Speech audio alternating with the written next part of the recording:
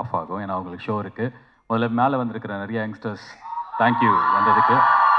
வந்திருக்கிற மீடியாவுக்கு, பத்திரிகை துறை, இன்டர்நெட் ஆல் கைண்ட்ஸ் ஆஃப் மீடியாவுக்கு ரொம்ப ரொம்ப நன்றி.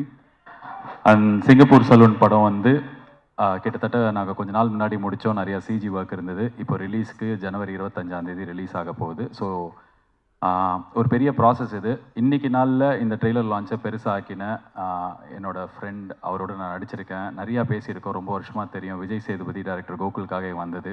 டைரக்டர் விஜய் இன்னைக்கு காலையில் நான் அவர்கிட்ட ஃபோனில் பேசும்போது அவரோட ப்ரொமோஷன் இருக்குது அப்படின்னாரு. நான் கூப்பிடல, சும்மா விஷ் பண்ணுறதுக்காக கால் பண்ண அவர் படத்துக்கு. அவர் கே ராஜன் சார், என்னோடய முதல் படம் நான் ஹீரோவாக நடித்த படத்தை டைரக்டரோட அப்பா.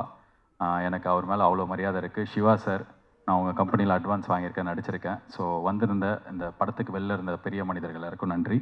அண்ட் படத்தில் வந்து நடிச்சிருக்கிற எல்லாருக்கும் தனித்தனியாக நன்றி சொல்கிற அளவுக்கு டைம் இல்லை. பட் ஆனால் I had a great experience and memorable time with Thalaivasal Vijay sir. எங்கள் அப்பாவாக நடிச்சிருப்பார். ஜான் விஜய் சார் ஒரு நிமிஷத்தில் எத்தனை எக்ஸ்பிரஷன்ஸ் ஒரு நடிகரால் கொடுக்க முடியுன்றதை பக்கத்தில் இருந்து பார்த்தேன் நான் உங்ககிட்ட. It was very inspiring. Robo Shankar, உங்களுக்கு உடம்பு சரியில்லாத போது நீங்கள் நடித்த படம் இது. ஆனால் அதெல்லாம் வந்து படத்தில் தெரியாமல் அவ்வளோ என்டர்டெயின்மெண்ட்டுக்கு காரணமாக இருந்தவர். அண்ட் இந்த படத்தில் எனக்கு கிடைச்ச ஒரு சகோதரர். அண்ட் தமிழ் சினிமாவில் ஒரு குறிப்பிடத்தக்க யங் ஹீரோவாக உருவாக போகிற Kishan Das, all the best. நீங்கள் இந்த படத்தில் நடிக்க, ஒரு ஃப்ரெண்டாக நடிக்க ஒத்துக்கிட்டதுக்கு ரொம்ப தேங்க்ஸ். ஏன்னா நீங்கள் அவரே ஹீரோவாக 3 படம் நடிச்சிட்ருக்காரு. ஸோ அதுக்கப்புறம் இந்த படத்தில் என்னோடய அம்மாவும் நடித்தவங்க. அதுக்கப்புறம் 2 ஹீரோயின் இருக்காங்க. இன்றைக்கி என்னென்னா கிஷன் தாஸோட ஜோடியும் வந்திருக்காங்க. எங்கள் ரோபோ சங்கர் ஜோடியும் வந்திருக்காங்க. படத்தில் இருக்கிறவங்க Ahalya and doctor Reena bro, 2 பேருக்கும் நன்றி. ஆனால் எனக்கு 2 பேர் ஜோடியாக நடிச்சிருக்காங்க, 2 பேருமே வரல. என்னோடய ஹீரோயினாக வந்து இந்த படத்தில் மீனாட்சி சௌத்ரி அப்படின்ற ஒரே ஒரு படம் நடிச்சிருந்தாங்க அதுக்கு முன்னாடி, கொலைன்னு. அப்போவும் அது ரிலீஸ் ஆகலை. ஸோ அந்த படம் அவங்க முதல் நாள் ஷூட்டிங் வரும்போது, எவ்வளோ பெரிய ஷூட்டிங் ஸ்பாட்டு, சத்யராஜ் சார் இருக்கார், அவர் இருக்கார், இவர் இருக்கார் அப்படின்னு சொல்லிட்டு பயங்கர ஆச்சரியமாக இருந்தாங்க. இப்போது என்னடானா எங்களுக்கு ஆடியோ லான்ச்சுக்கு வரும்போது ப்ரொமோஷனுக்கு அவங்க டைம் இல்லை. ஏன்னா அவங்க வந்து விஜய் சாரோட ஹீரோயினாக நடிச்சிட்ருக்காங்க. I wish. So Meenakshi Chaudhary, நான் கண்ணு முன்னாடி பார்த்த ஜாவா சுந்தரேசன் நீங்கள் தான். உங்களுக்கு என்னோடய வாழ்த்துக்கள். Have a great career. Ann Sheetal இன்னொரு ஹீரோயின். அது இல்லாமல் இந்த படத்தில் வந்து ப்ரொடியூசர் ஐசரி கணேஷ் அவர்களின் நட்புக்காக இந்த படத்தில் எங்களுக்கு நடித்து கொடுத்த ஜீவா, அவருக்கு எங்களோட நன்றி. அண்ட் டைரக்டர் கோகுலுக்கும் எனக்கும் ரொம்ப நெருங்கிய நண்பர் டைரக்டர் லோகேஷ். ஸோ அவர் இந்த படத்தில் எங்களுக்காக கெஸ்ட் ரோல் பண்ணார். அவருக்கும் ரொம்ப நன்றி. இது இல்லாமல் ஒரு பெரிய நடிகர் இந்த படத்தில் ஒரு முக்கியமான ரோல் பண்ணியிருக்காரு. நாங்கள் ரிவீல் பண்ணல, படம் பார்த்தா தான் தெரியும்.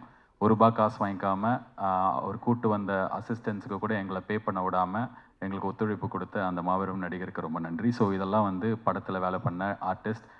சுகுமார் சார், ஒரு பெரிய கேமராமேன் நீங்கள். உங்களோட ஒர்க் பண்ணதில் நான் ஸ்க்ரீனில் பார்க்க கொஞ்சம் போன படத்தோடலாம் பார்க்க பெட்டராக தெரிகிற மாதிரி காமிச்சதுக்கு ரொம்ப நன்றி. அண்ட் படத்தோட மியூசிக் டைரக்டர்ஸ் விவேக் மவின், 2 பாட்டு தான் உங்கள் கூட நான் ஃபஸ்ட்டு படத்துலேருந்து இருக்கேன். Thank you so much for giving this வந்தாமலை அண்ட் ஒன் மோர் சாங். ஆனால் அவங்களால பேக்ரவுண்ட் ஸ்கோர் பண்ண முடியல. அதை பண்ண ஜாவேத் ரியாஸ், மாநகரம் படத்துக்கு நீங்கள் மியூசிக் பண்ணியிருந்தீங்க. அண்ட் அதுக்கப்புறம் திடீர்னு எங்கே போனீங்கன்னு தெரில.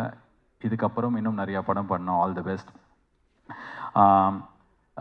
டைரக்டர் கோகுல் கூட வேலை பண்ணுறது டார்ச்சர்னு விஜய் சேதுபதி சொன்னார். அதுக்கப்புறம் டைரக்டர் கோகுலே வந்து நான் என் கூட வேலை பண்ணுறது ரொம்ப கஷ்டம் அப்படின்னாரு.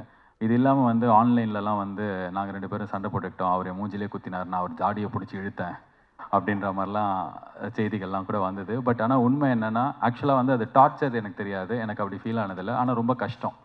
இந்த ப்ராசஸாக அவர் எதிர்பார்த்த அந்த ஒரு பேஷனோடு இருக்கிற ஒரு ஹேர் ஸ்டைலிஸ்ட்டாக ஆகணுன்ற ஒரு கேரக்டராக வரத்துக்கு எனக்கு ரொம்ப கஷ்டமாக இருந்தது. ஏன்னா நான் வந்து லவுடாக பேசிட்டு நிறைய டைலாகை நம்பி இருக்கிற ஒரு ஆக்டராக தான் என்னை நான் வந்து என் படங்களில் எழுதிட்டுருக்கேன். பட் அது இல்லாமல் வேற ஒருத்தராக வரணும் அப்படின்னும் போது இது எனக்கு ஆரம்பத்தில் ஒரு கொஞ்சம் கஷ்டமாக இருந்தது. இன்ஃபேக்ட் ஒரு 2 வாரம் அப்படி தான் இருந்தது. நிறைய டிபேட் பண்ணியிருக்கோம், ஆர்கியூ பண்ணியிருக்கோம்.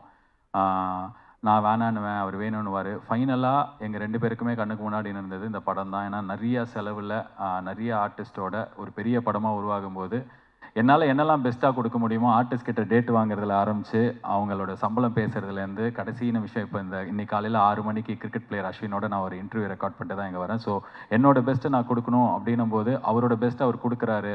அதை நம்ம உள்ளே வாங்கினோன்னா இந்த படம் முடியும் போது பெட்டர் ஆக்டராக வெளில தெரியும் அப்படின்னு எப்போ புரிஞ்சுதோ அப்போலேருந்து எங்களுக்குள்ளே வந்து அந்த புரிதல் இருந்தது, படத்துக்காக வேலை பண்ணுறோன்னு சொல்லிட்டு. ஸோ இந்த ஜேர்னி கஷ்டமாக இருந்தது, பட் ஆனால் கண்டிப்பாக நல்லா இருந்தது. இன்றைக்கி நான் சிங்கப்பூர் சலூன் முடிச்சுட்டு வேறு ஒரு படம் போய் நடிச்சிட்டேன். அப்போ நான் பெட்டராக நடிக்கிறதுக்கு முக்கியமான காரணம் உங்கள் கூட ஒர்க் பண்ணது. So thank you for that. ஃபைனலாக வந்து ஐசரி கணேஷ் அவர்கள் வந்து நான் முதல் வாட்டி எல்கேஜி சொல்லும்போது என்னை எப்படி நம்பினாரோ, எந்த வார்த்தையும் சொல்லாமல் எப்படி அந்த படத்துக்கு இம்மீடியட்டாக ஓகே சொன்னாரோ, இன்னி வரைக்கும் அவர் என்னை அப்படி தான் பார்க்குறார், அவர் என்னை அப்படி தான் நம்புகிறாரு. நான் இந்த படத்தை வந்து ரொம்ப பிடிச்சி போய் இது ரொம்ப நல்லா இருக்குது அப்படின்லாம் சொல்லி அவர்கிட்ட எடுத்துகிட்டு போய் சொல்லி அவர் இதை பண்ணுறாரு அப்படின்னும் போது ஷூட்டிங்க்கு 2 மாதம் முன்னாடி நான் அவர்கிட்ட சொன்னேன், இல்லை எனக்கு பண்ண பயமாக இருக்குது அப்படின்னு சொன்னேன். காரணம் என்னென்னா இந்த படம் ரொம்ப பெருசாக இருந்தது. எக்கச்சக்க ஆர்டிஸ்ட்டு, எக்கச்சக்க செலவு. அந்த சலூன் நாங்கள் படத்தில் காட்டுறதுக்கு மட்டுமே ஒரு 1.5 கோடி 2 கோடி ரூபாய்க்கு செட்டு போட வேண்டியிருந்தது. ஸோ இவ்வளோ செலவு இருக்குது, இது நான் பண்ணணுமா, இது தாங்குமா அப்படின்னும் போது அவர்கிட்ட ஒரு வாட்டி கதை சொல்கிறதே ரொம்ப கஷ்டம். ஏற்கனவே சிங்கப்பூர் சலூன் கதையை ஒரு வாட்டி கேட்டவர், அடுத்த நாளைக்கு ஃபுல்லாக உட்காந்து திருப்பி ஒரு 3 மணி நேரம் கதை கேட்டு இதை நீ பண்ணு, எவ்வளோ பெருசாக இருந்தாலும் நான் பண்ணுறேன், என்னை நம்பி உள்ளவா அப்படின்னு சொல்லி இதை ப்ரொடியூஸ் பண்ணி என்னோட ஆரம்பத்துலேருந்து இப்போ வரைக்கும் இந்த படத்து வரைக்கும் என் கூடவே இருக்கிற, இதுக்கப்புறமும் இருக்க போகிற காரணத்துக்காக ரொம்ப நன்றி. அண்ட் இந்த படத்தோட டான்சர்ஸ் 8 பேர் வந்தீங்க. நீங்கள் இந்த படத்தோட டைரக்டரோட அசிஸ்டன்ட் டைரக்டர் டீம், அவங்களுக்கும் எங்களோட நன்றி. அண்ட் நான் நிறைய பேர் மிஸ் பண்ணல. அண்ட் முக்கியமாக இன்னொரு விஷயம், சோஷியல் மீடியாவில் நான் வந்து பார்த்தேன்னு சொல்லிட்டு என் டீம்லேருந்து சொன்னாங்க. உதயநிதி ஸ்டாலின் நடித்து ஒரு படம் வந்தது கொஞ்ச நாள் முன்னாடி, நெஞ்சுக்கு நீதி. அந்த படத்தோட ஆடியோ லான்ச்சுக்கு நான் வந்து கெஸ்ட்டாக வந்திருந்தேன். ஏன்னா அந்த படம் ப்ரொடியூஸ் பண்ண போனி கபூர் அவர்கள் தான் நான் நடித்த வீட்டில் விசேஷம் ப்ரொடியூஸ் பண்ணார். ஸோ அந்த ஸ்டேஜில் வந்து நான் சொல்லியிருந்தேன், நானும் உதயும் ஒரே வீட்டில் பொண்ணு எடுத்திருக்கோம் அப்படி சொல்லியிருந்தேன். ஏன்னா 2 பேரும் ஒரே கம்பெனியில் படம் பண்ணியிருக்கோன்னு சொல்லிட்டு. ஸோ இமீடியட்டாக அவர் பேச வரும்போது சொன்னார், ஆமாம் நாங்கள் 2 பேரும் ஒரே வீட்டில் தான் பொண்ணு எடுத்திருக்கோம் அப்படின்னு சொல்லிட்டு அந்த படத்தை மீன் பண்ணி சொன்னார். ஸோ இந்த 20 செகண்ட் ஆடியோ கிளிப்பை வண்டி வீடியோ கிளிப்பை வண்டி ட்விட்டர்லலாம் போட்டு என்னோட ஒய்ஃபும் அவரோட ஒய்ஃபும் அக்கா தங்கச்சி, நாங்கள் 2 பேரும் ஒரே வீட்டில் பொண்ணு எடுத்திருக்கோம். ஆர்ஜே பாலாஜி உழைப்பால் உயர்ந்தவன் நினச்சா அவனும் வந்து அரசியல் பின்புலத்தால் தான் உயர்ந்தான், அதனால தான் இன்றைக்கி சிங்கப்பூர் சலூன் படத்தை ரெட் ஜெயின் ரிலீஸ் பண்ணுகிறதுன்னு சொல்லிட்டு. அட பாவிங்களா, அந்த வீடியோவை இன்னொரு 5 செகண்ட் பார்த்துருந்தாலே தெரிஞ்சிருக்கும். இல்லை கொஞ்சம் திருப்பி அந்த வீடியோவை பார்த்துருந்தாலே போனி கபூர் உட்காந்துருப்பார், புரிஞ்சிருக்கும். ஸோ அதனால அவங்க வாங்கலை. ரெட் ஜெயின் இன்னைக்கு ஒரு மார்க்கெட் லீடர்ஸ். அவங்க வந்து நல்ல படங்கள் மட்டும் தேடி வாங்குறாங்க, இல்லை ரொம்ப பெரிய படங்களாக அவங்க ரிலீஸ் பண்ணுறாங்க. இந்த படத்தை அவங்க பார்த்து அவங்க டீமுக்கு ரொம்ப கண்டென்ட் பிடிச்சி இதை நம்பி தான், இந்த கண்டென்ட் நம்பி தான் அதை வாங்குறாங்க. So purely on merit. So நான் அவருக்கு சகலைப்பாடி இல்லை, நான் ஒரு வானம்பாடி, ஒரு ஓரமாக பறக்கிறவன். அண்ட் ஃபைனலாக இந்த சிங்கப்பூர் சலூன் ட்ரெய்லர் நீங்கள் பார்த்துருப்பீங்க. மேலே இருக்கிற பசங்களுக்கு இது உங்களுக்கான படம். நான் சொல்கிறது வந்து போன ஜென்ரேஷனில் இருக்கிற முக்கால்வாசி பசங்க இன்ஜினியர் ஆகணும், டாக்டர் ஆகணும்னு ஒண்டி தான் இருக்கும். பட் ஆனால் இந்த ஜென்ரேஷனுக்கு அந்த பயம் இல்லை. ஹேர் ஸ்டைலிஸ்ட் ஆகலாம், யூடியூபர் ஆகலாம், இன்ஸ்டாகிராமர் ஆகலாம், இல்லை விலாகர் ஆகலாம்.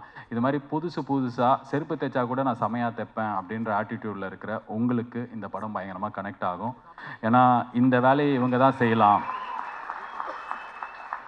இந்த வேலை இவங்களோட தொழில், இந்த வேலை இந்த ஜாதிக்காரங்கிறது அப்படின்ற விஷயத்தெல்லாம் உடைச்சு இந்த உலகம் வந்து ரொம்ப தூரம் முன்னாடி போயிடுச்சு. எங்கேயோ நம்ம ஊரில் நம்மளுக்கு கண்ணுக்கு தெரியாத இல்லை தெரிஞ்ச இடத்துலையே இன்னும் அதே நிலைமை இருக்கும்போது, இல்லை அப்படி கிடையாது, எந்த வேலை வேணாலும் யார் வேணாலும் செமையாக பிடிச்சி பண்ணால் மேலே போகலாம் அப்படின்றத ரொம்ப இன்ஸ்பைரிங்காக எனக்கே வந்து நடிக்கும்போது இது நிறைய பேருக்கு கனெக்ட் ஆனால் செமையாக இருக்கும்னு ஆசையாக பண்ண படம் தான் இது.